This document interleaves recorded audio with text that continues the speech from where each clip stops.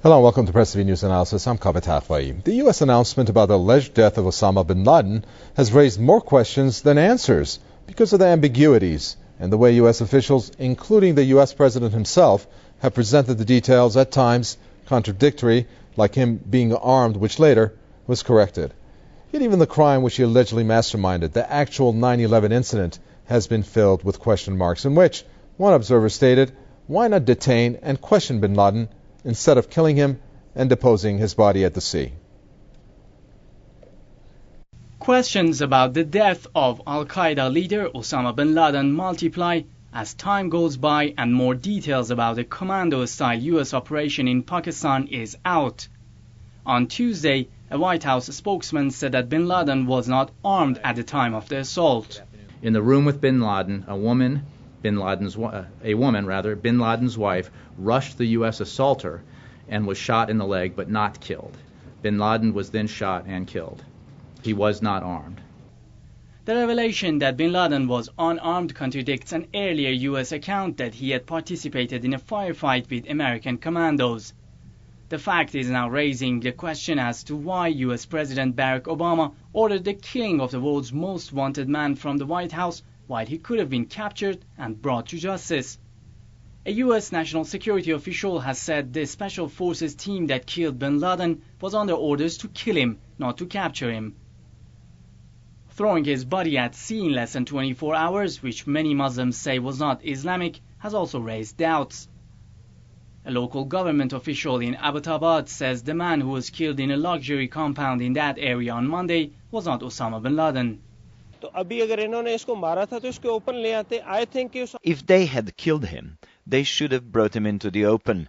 They killed some women belonging to Osama's family. They may have killed an important man saying he was Osama.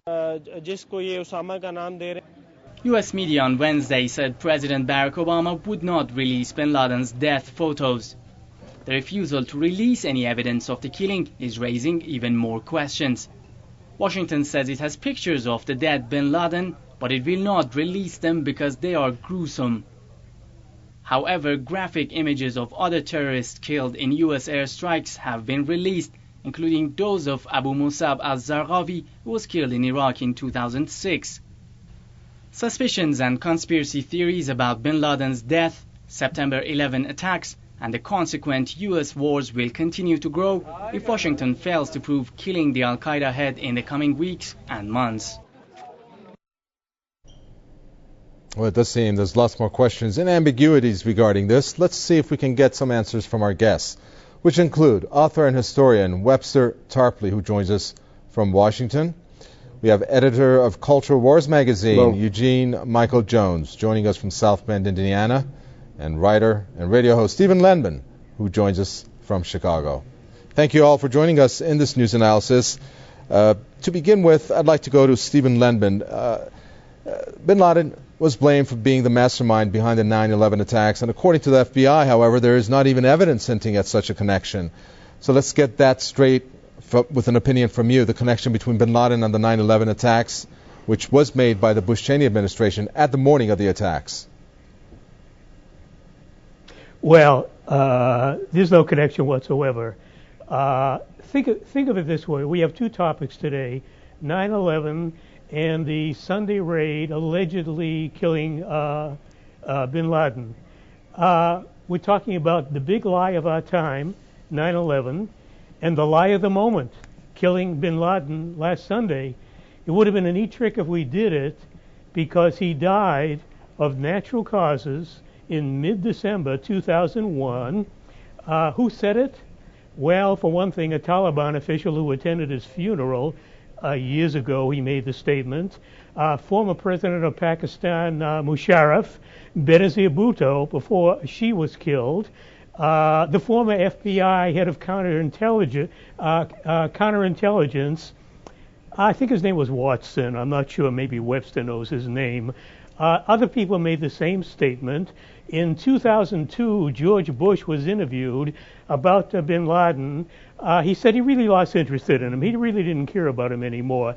The CIA, a few years later, shut down its search agency supposedly looking for bin Laden. Well, why look for a dead man? So we have the big lie about 9/11. Bin Laden, of course, had nothing whatsoever to do with it. He gave interviews to Al Jazeera several times saying he had no knowledge and no involvement in 9/11. Yet, Al Jazeera twisted his statement, claiming that he admitted responsibility for it. He did not. He had nothing to do with 9/11.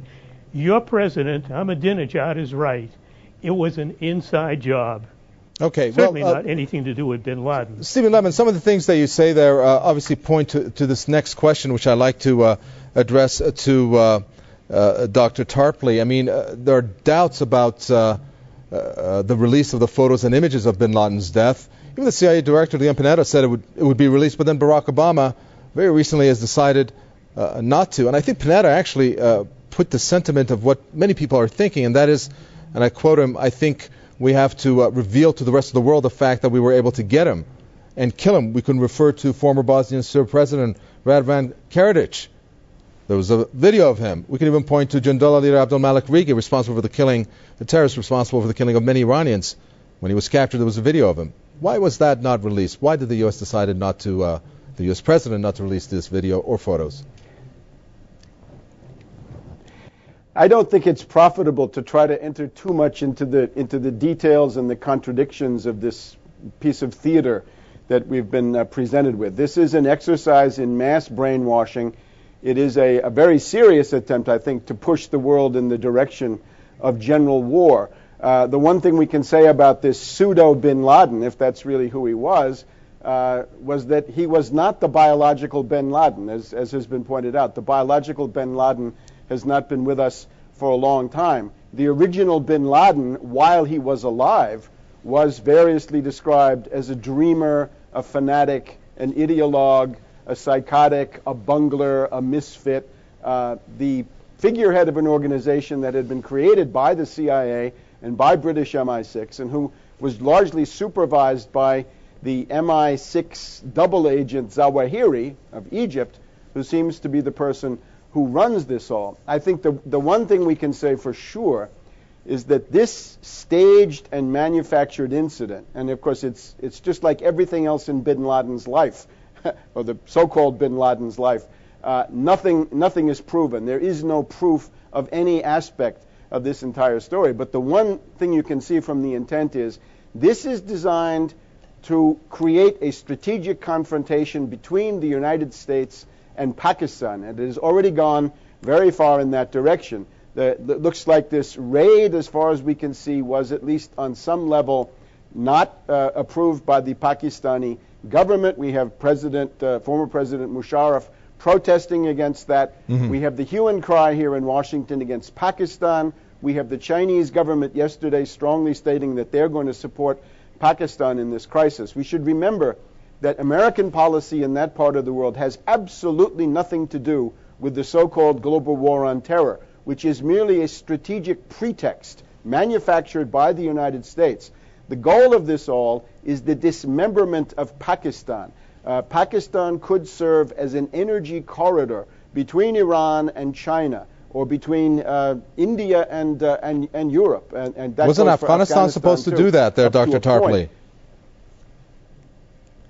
It's not enough. The Pakistan energy corridor could be created, and the goal of the U.S. policy remains to take the Afghan civil war and to export that into Pakistan and to promote the division along the well-known lines of Punjabis, Sinds, Baluchistan. You've mentioned Rigi, supported by NATO and so forth, and then, of course, Pashtunistan, which is the epicenter of all this. So This is what we can see. And I think the real question is, will this story now manufactured about bin Laden be the equivalent of the Sarajevo assassination of June 22nd, 1914? Are we now in a 6 or 8 or 10 week period between an incident and some cataclysmic geostrategic event, a general war that might grow out of the United States overplaying this attack on Pakistan when you see that the Chinese are coming forward to offer support. I think the world situation is much more dangerous than most people are aware of in this kind of we're gonna talk about the strategic 2011. pretext that you mentioned there, Dr. Tarpley. Let me bring in Eugene Jones. And of course, we talked about, touched on Afghanistan. Eugene Jones, though, this is, I'm going to reflect on what a official has said. He said that the U.S. forced 10 years of war on 3 countries, Iraq, Afghanistan, and Pakistan, left 1 million people dead, spent more than $1,000 billion to kill one person. I mean, does bin Laden and his death prove, in this case in point about Afghanistan, that war was futile? I think it does.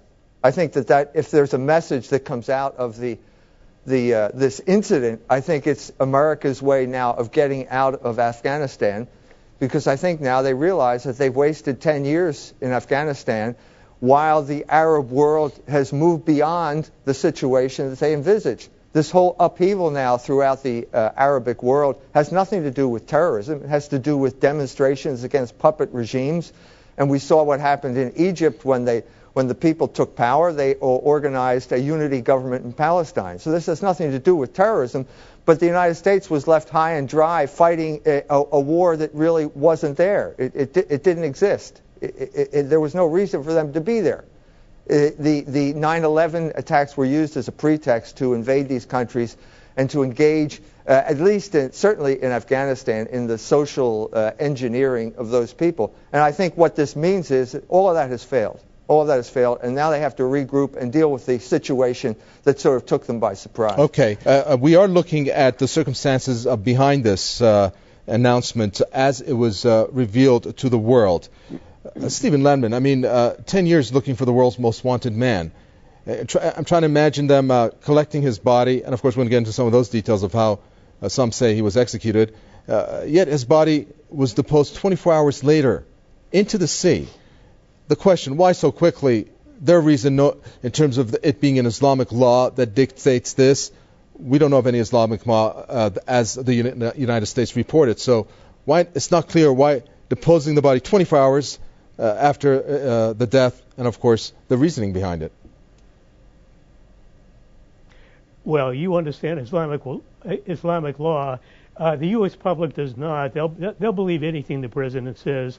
Look what happened right after the incident. Within 24 hours, Obama got a nice bump in popularity. I think that was also an issue. He was sagging a little bit. We have a very weak economy at home. So these events are always strategically timed, whatever they may be. So, I mean, supposedly getting bin Laden is a very big event, but Obama is getting a boost, distracting people from their economic woes. It's hard to believe he's doing this for the 2012 election, because that's a year and a half away, and when that election rolls around, people will be voting their pocketbook issues, not some guy halfway across the world, whoever he is. My feeling is that the idea of America leaving Afghanistan, they may change tactics in Afghanistan. Who can know? But I honestly don't see America leaving Afghanistan. In fact, I think Afghanistan is a perfect war for America, a war that never ends, because America has a permanent war agenda, and the idea of no war would drive people here apoplectic. The war profiteers, the defense contractors, the private military contractors, they need wars to run their businesses. So Afghanistan is perfect. Keep that thing going. Weapons, munitions, PMCs on the ground. I mean, this thing goes on. And now, of course, Iraq is still going. And now we've got Libya. There's a possibility America could get into Syria. Maybe something is brewing against Lebanon, again against Hamas. And I think maybe the ultimate Middle East prize is to isolate Iran from its allied countries, the ones I just mentioned. And that would be the grand prize to go after. But I think America is trying to reshuffle the Middle East, North Africa, Eurasian deck. And Webster talks about balkanizing Pakistan. I think America wants to balkanize the whole region. Just split them up in much easier, controllable divisions, control the whole region with no challenge whatsoever, the resources, exploit the people, privatize everything. It's a ruthless agenda, and, and of course the American people are harmed by this too, because we have an austerity program at home. Vital benefits are cut so we can wage these imperial wars. Mm-hmm. Well, Dr. Tarpley, I mean, I know this obviously sets a precedent in terms of what you have said, what Stephen Lemon has said about setting a pretext for the further adventurism of the United States, which seems to be militarily of what I'm picking up here. But again, I'd like to focus in on the inconsistencies here, because for how much longer can we be fed, the media, feeding people information, such as the Iraq War's WMTs, such as the case with the yellow powder cake that was being sold to Nigeria. I mean, about this one, so far there have been at least half a dozen things about the killing of Osama bin Laden that have turned out to be false. I mean, doesn't the U.S. owe explanations on this? Sure. Anyone who believes any part of this is extremely gullible and has learned nothing from the Kuwait incubator babies or Jessica Lynch or Pat Tillman or a whole series of hoaxes that have been foisted on world public opinion, in addition to the ones that you mentioned.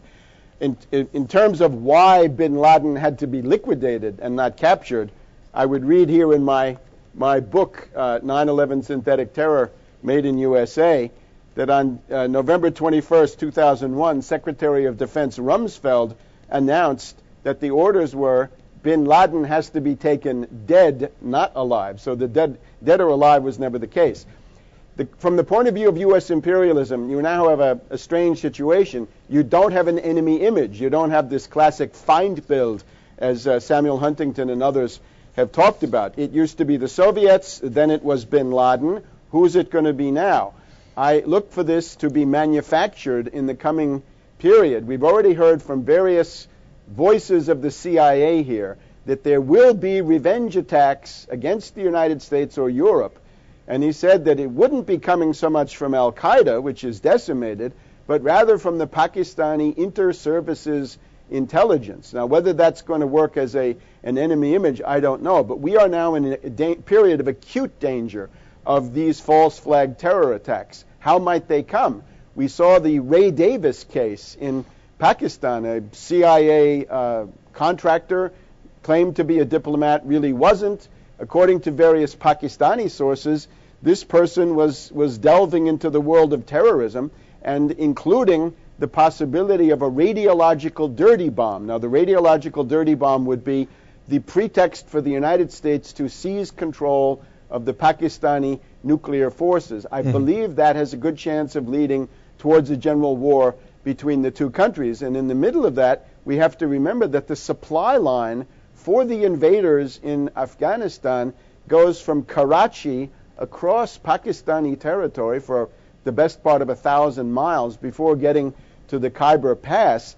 Imagine the strategic insanity of a U.S. leadership that wants to attack Pakistan at the very moment when their main supply line runs through Pakistan. Right. This shows what the problem is. And again, the occasion for this has nothing to do with the war on terror. It has everything to do with the fact that Prince Bandar of Saudi Arabia went to Pakistan and set up a strategic alliance between these two countries. If the U.S. tries to overthrow Saudi Arabia with a color revolution launched from Bahrain or more likely from Yemen, the Saudis will get a division or more of Pakistani troops, and it's possible that Saudi Arabia is already under the Pakistani nuclear umbrella. So this is the real cause, that geopolitics, and the alignment of that combined with China and to some extent with Russia. Well, I'm trying to put this into context here. Forgive me, and let me go to Eugene Jones. I mean, we're talking about the region between North Africa and the Middle East, where all these uprisings and revolutions are taking place. Since we can't escape the pretext of the United States in this incident, in which Dr. Tarpley talks about Pakistan quite convincingly. I mean, Eugene Jones, is just this a war machine that keeps moving, helps the manufacturers in the United States produce all the military equipment, their next target being Pakistan, which they've quite conveniently have said the AFPAC region. I mean, is that what this announcement is setting up not only the American public with an economy that's stagnating to be prepared for, along with the rest of the world? I think the American foreign policy was caught by surprise by the revolutions all throughout the Arabic world. I think this is their way of restructuring their whole program in the Middle East after a failed policy in Afghanistan in particular, and also to some extent in Iraq. But I think that we need, the American people need to think about this in a bigger context. Tom Paine once said that in America the law is king. Now, I used to teach this text to American students when I was a professor. What we have here is the total undermining of any sense of law. And once you have an undermining of the sense of law, you have an irrationality that comes into your foreign policy. And that's what I think we're seeing. And when you have an irrational foreign policy, you make mistakes. And so now we're not going to, it was just announced as I arrived in the studio that they're not going to release the videos of this raid. Well, why is that? Well, because it would make this total subversion of the rule apparent. If you want to understand what this raid looks like, I recommend a film by Steven Spielberg called Munich, about the Mossad attacking the alleged people who were involved in the Munich incident. Now, I have to say alleged because, according to the rule of law, you're innocent until proven guilty. Well, what is this like? Well, look at that movie. They go busting into this house. The guns start going off, and there's a guy holding a picture up. Is this the guy? Is this the guy? Well, we don't know. They're shooting. This is not the way you identify someone who may or may not be responsible for a crime. You have to do this in a court of law. So if we're undermining this, what exactly do we stand for? If America doesn't stand for the rule of law, it stands for nothing. That's all we ever had. That's all we ever had. We have no king. We have no established religion. Some people say we have no culture. What did we have? We had the rule of law, and that is now being undermined here by this incident. Okay. We dealt with this during World War II. There's another film by Alfred Hitchcock called Lifeboat, in which the people in the lifeboat from a ship that was torpedoed by the Nazis are debating, are we Nazis? How are we different than the Nazis? Well, now we have to ask ourselves, how are we different than the terrorists? How are we different? If we undermine the rule of law, there's no difference. Okay, I'd love to ask another question for Stephen Lemon. Unfortunately, we just don't have the time. Obviously, so much more to discuss here, but I want to thank all my guests. You're just listening to Eugene Jones there from South Bend, Indiana. He's the editor of Culture Wars magazine. Thank you so much. Also, author and historian Dr. Tarpley from Washington. Thank you for your statements. And Stephen Ledman, pleasure to have you from Chicago, writer and radio host, and of course you, the viewer, for watching this edition of News Analysis. If you have any questions, please do send them to us. We'd love to hear from you. Newsroom@presstv.ir. From Mikhail and the entire team, it's goodbye.